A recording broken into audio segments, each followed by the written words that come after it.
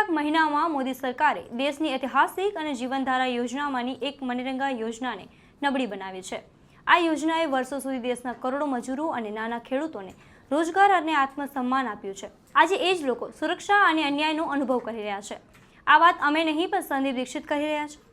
નમસ્કાર, હું છું મમલ અને અમારા વિશેષ કાર્યક્રમમાં તમારું સ્વાગત છે। તો આવો સાંભળીએ તેમણે વધુમાં શું કહ્યું છે। पिछले करीबन एक महीने से जो एक ऐसा कार्यक्रम जिसको हम एमजी नरेगा का कार्यक्रम कहा करते थे, जो इस देश का एक क्रांतिकारी अधिकार देने का कार्यक्रम था, जहां सरकार ने अपने नागरिकों को ये अधिकार दिया था कि वो जब चाहे काम ले सकती है, अपनी बेरोजगारी, अपनी गरीबी, अपनी ज़रूरतों को पूरी करने के लिए उसको जैसे एक पंगु बनाया है और कमज़ोर किया है मोदी सरकार ने।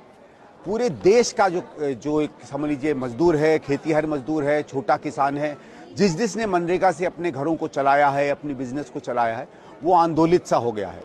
उसमें एक आक्रोश है। उसको ऐसा लगता है कि उसका एक अधिकार जिसने पिछले 15-20 साल में बहुत हद तक उसके जीवन को सार्थक बनाया था, और एक कोविड में भी सबको समझ में आया था कि कोविड में जब सरकार ने पूरी तरीके से हथियार घेर दिए थे, तब एक मनरेगा ही कार्यक्रम था जिसने करोड़ों लोगों को वो सहायता दी थी जो कोविड में जब सारे काम बंद हो गए थे, तब लोगों के घर में जब चूल्हे नहीं चल रहे थे तो उससे लोगों के घर में चूल्हे चलने लगे थे। उस कार्यक्रम को आज मोदी सरकार ने 2 या 3 चीज़ों से इतना कमज़ोर किया है। मैं आपको 2 एक उदाहरण देना चाहता हूँ। अब सरकार तय करेगी कि कौन काम करेगा, सरकार तय करेगी कि क्या काम करेंगे।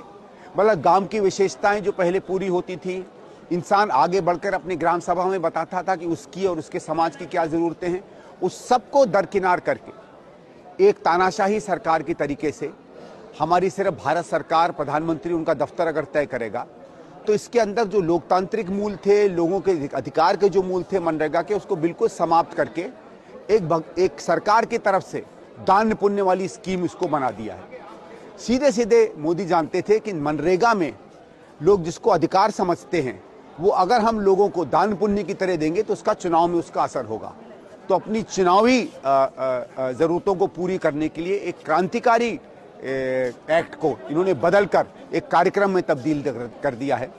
और जब हिंदुस्तान का सारा मजदूर आंदोलित हुआ तो रचनात्मक कांग्रेस इसके साथ खड़ी हुई, भारतीय राष्ट्रीय कांग्रेस जो ये कानून लाई थी वो इसके साथ खड़ी हुई है, और तमाम ऐसे दल हिंदुस्तान में जो जनहित के हैं, जनोन्मुखी हैं, समाजवादी सोच के भी हैं, देश के हित की सोच के हैं, वो सब इसके साथ आके खड़े हुए हैं। आज पूरे हिंदुस्तान से 200, 250, 300 से ऊपर कार्यकर्ता, मनरेगा यूनियन के नेता, ऐसे लोग जो समाज में लोगों के साथ काम करते रहे, उन सब का एक जमावड़ा हुआ है। वो यहाँ आए हैं। हमारे कांग्रेस के भी नेता आदरणीय राहुल जी और खड़गे जी आएंगे और लोगों से संवाद करेंगे, और आगे संघर्ष की रणनीति को हम यहाँ से फिर और सुदृढ़ रूप से बनाकर आगे इसको क्रियान्वित करेंगे। આ સમગ્ર મામલે આપ શું વિચારો છો અમને કોમેન્ટ કરીને જરૂરથી જણાવજો। અત્યાર માટે બસ આટલું જ। ધન્યવાદ।